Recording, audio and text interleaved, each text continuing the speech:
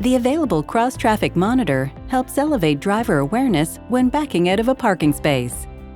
The system activates when the vehicle power is on, the cross-traffic monitor is turned on, the transmission is in reverse, and you're moving at 5 km per hour or slower.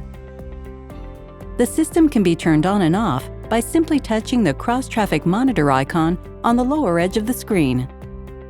When a vehicle is detected approaching from a rear corner at between 10 and 25 km per hour, the system will alert you with an audible warning and an arrow icon in the rearview camera display.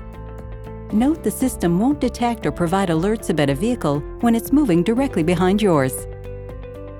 The system may alert for pedestrians, bicycles, or stationary objects. Plus, the system may not work if either corner of the rear bumper is covered with snow, ice, mud, or dirt, when there is bad weather, or when your vehicle is on an incline. For more details on this feature, see your owner's manual. And to learn more about other features offered on your Honda, visit hondahelp.ca.